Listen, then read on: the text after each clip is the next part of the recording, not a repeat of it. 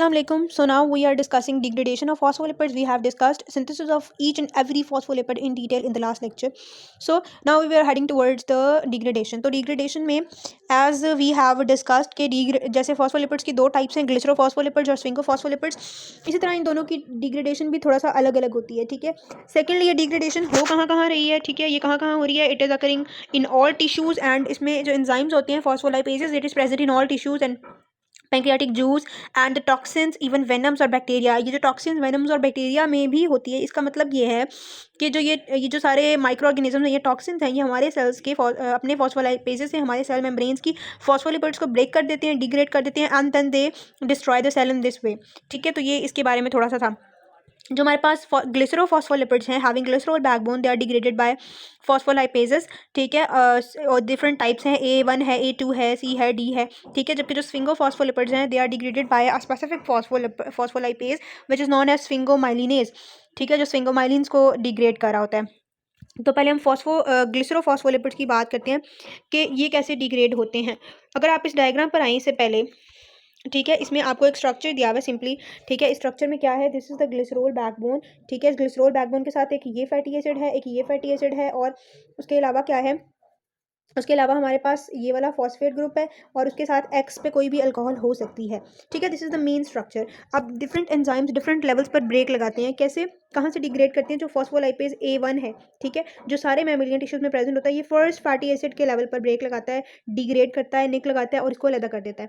ठीक है, और जो फॉस्फोलाइपेज A2 है, फॉस्फोलाइपेज A2 यहाँ पर सेकंड कार्बन पर second phospho fatty acid group को सेपरेट कर देता है. ठीक है, और ये फॉस्फेटाइल इनोसिटोल पर जब एक्ट करता है तो ये एराकिडोनिक एसिड रिलीज करता है which is the precursor of prostaglandins.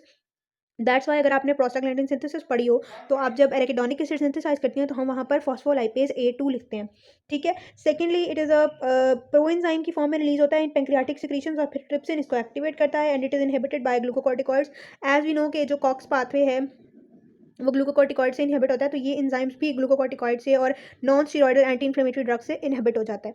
Secondly third phospholipase C, ये ब्रेक लगाता है फॉस्फेट ग्रुप के लेवल पर. ठीक है, और ये फॉस्फेट को सेपरेट कर देता है और living behind the structure known as the ceramide. ठीक है, और ये प्रेजेंट कहाँ होता है, लिवर में, लिवर के लाइसोसोम्स में, alpha toxin of clostridium other bacilli. ठीक है, और ये सेकंड मैसेंजर में इसका बहुत इंपॉर्टेंट रोल है बिकॉज फॉस्फोलाइपेज C, अगर आपको याद हो तो हमने IP3 और डैग पाथवे में ये पढ़ा था. ठीक है, तो इसका सेकंड मैसेंजर सिस्टम्स में रोल होता है और ये एक्टिवेट करता है, it is activated by the PIP2 system यानी फॉस्फेटाइल इनोसिटोल डाइफॉस्फेट वाले सिस्टम से. उसके बाद आता है phospholipase D, it is primarily found in plant tissues जो कि इस अल्कोहल को जस्ट सेपरेट कर देता है. ठीक है, तो और हमारे पास पीछे फॉस्फेटिडिक एसिड बच जाता है. तो ये मेन एंजाइम्स थे, मेन क्लासेस थी जो कि डिफरेंट लेवल्स पर जो है वो ब्रेक करती हैं फॉस्फोलिपिड मॉलिक्यूल को. ठीक है, अब अगर हम देखें तो जब फॉस्फोलिपिड की ब्रेकडाउन स्टार्ट होती है तो सबसे पहले ये लिखा हुआ है कि हर एक एंजाइम स्पेसिफिक साइट पर ब्रेक कर रहा होता है. जब पहला एंजाइम है फॉस्फोलाइपेज, वो ब्रेक लगाएगा एक किसी फर्स्ट फैटी एसिड को या सेकंड फैटी एसिड को अलग करेगा, तो जो हमारे पास कंपाउंड बनेगा उसको हम कहेंगे लाइसोफॉस्फोलिपिड.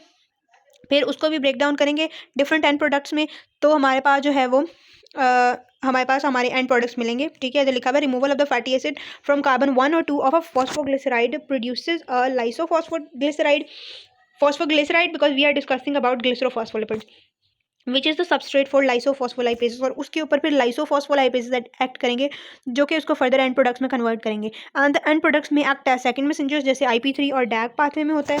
ठीक है, ये यहाँ पर मेंशन भी है. उसके अलावा हमारे पास जो है वो they can be substrates for messenger synthesis like arachidonic acid है वो रिलीज हुआ है तो वो प्रोस्टाग्लैंडिन की सिंथेसिस करवा देगा and there many other functions as well. तो जो दो मेन फंक्शन है वो यहाँ पर लिखे हुए हैं. सेकेंडली अब हम पढ़ते हैं कि किस तरह से, अच्छा इसमें एक और डिजीज़ भी लिखी हुई है. जो फॉस्फोलाइपेजेस होते हैं ना, उनके दो बेसिक फंक्शन है. एक तो फॉस्फोलिपिड्स को डिग्रेड करना और कभी कभार ये क्या करती हैं, रीमॉडलिंग भी करते हैं. रीमॉडलिंग क्या होती है, लाइक फॉस्फोलाइपेज A1 है, इसने A1 वाले कार्बन नंबर 1 वाले फॉस्फोलिपिड को डिग्रेड कर दिया है. ठीक है, तो अब क्या होगा कि यहाँ पर कोई और फॉस्फोलिपिड भी अटैच हो सकता है और ये कोई और फैटी एसिड अटैच होगा, ये फॉस्फोलिपिड चेंज हो जाएगा. ठीक है, so this is also occurring by these phospholipases. Secondly क्या एक और डिजीज़ लिखी हुई है आपकी बुक में, ठीक है, विच इज़ क्या है वो, if you look at it तो लिखा हुआ है कि हमारे पास जो है वो बार्थर एक मिनट। और जो इनका रीमॉडलिंग वाला मैकेनिज्म है उसके ज़रिए से हम जो है वो जो डायपाल्मिटॉइल फॉस्फेट डायपाल्मिटॉइल जो हम सर्फेक्टेंट बनाते हैं ना, वो भी हम इससे सिंथेसाइज कर रहे होते हैं। ठीक है। सेकेंडली बार्थ सिंड्रोम है। ठीक है, वो इधर बुक में नहीं लिखा, बट न्यू एडिशन वाली बुक में इट इज़ रिटन। उसमें क्या होता है, उसमें कार्डियोलिपिन के रीमॉडलिंग में डिफेक्ट होता है। Cardiolipin is most abundant in the mitochondrial inner membrane.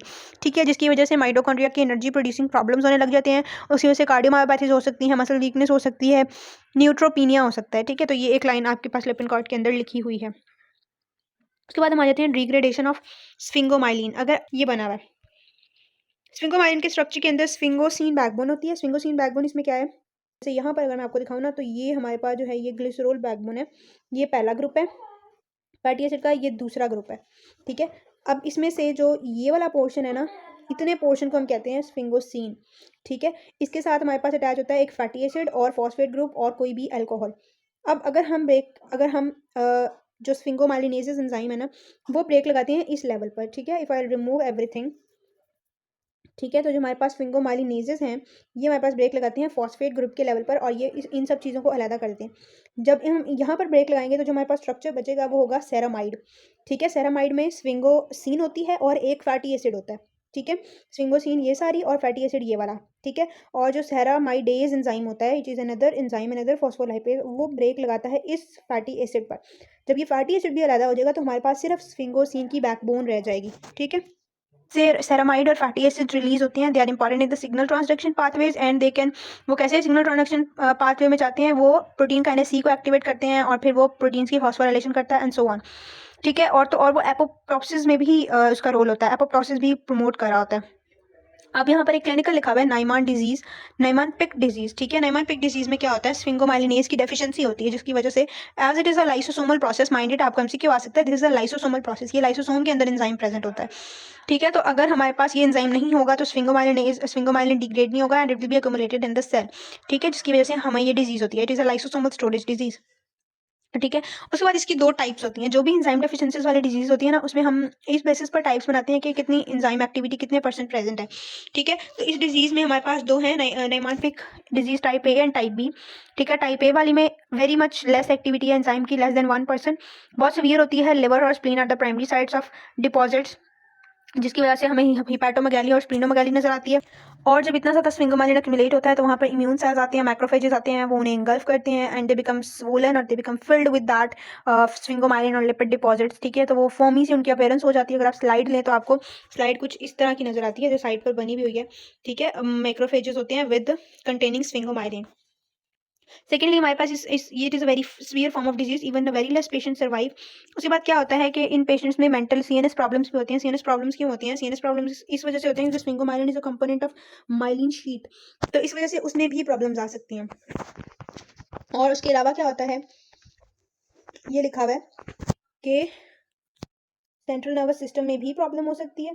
ठीक है, और क्या हो सकता है, and they die in early childhood. ठीक है, और हिपैटोस्प्लीनोमेगाली होती है और ये इन्फेंटाइल फॉर्म होती है, type A, less than 1% normal activity. Secondly we have type B. ठीक है, वो लेस सीवियर वेरिएंट है, इसमें 10% एक्टिविटी होती है। ठीक है, इसका लेटर एज ऑफ ऑनसेट होता है और ये रिलेटिवली क्रोनिक होती है और इसमें न्यूरोनल टिश्यू को कोई डैमेज नहीं होता। ठीक है, but lungs, spleen, liver, life expectancy, ये सारे ऑर्गन्स बोन मैरो अफेक्ट होते हैं। ठीक है, लेकिन इसकी लाइफ एक्सपेक्टेंसी थोड़ी सी ज़्यादा होती है। ठीक है, और एक और होती है हमारे पास नाइमान पिक डिजीज टाइप सी, वो यहाँ पे नहीं लिखी हुई, बट इट इज़ प्रेजेंट, और उसमें स्फिंगोमाइलिनेज के साथ साथ कोलेस्ट्रॉल को डिग्रेड करने वाले एंजाइम्स भी नहीं होते, उसकी वजह से हाइपर कोलेस्ट्रोलीमिया भी हो जाता है। ठीक है, तो उसको हम कहते हैं Niemann Pick disease type C. ठीक है, और this disease occurs in all ethnic group, most common होती है इन इस पॉपुलेशन में, Ashkenazi Jewish population, then in the general population. ठीक है, so that's all about the degradation of phospholipids. So if you have any question you can ask in comments. Allah हाफिज़।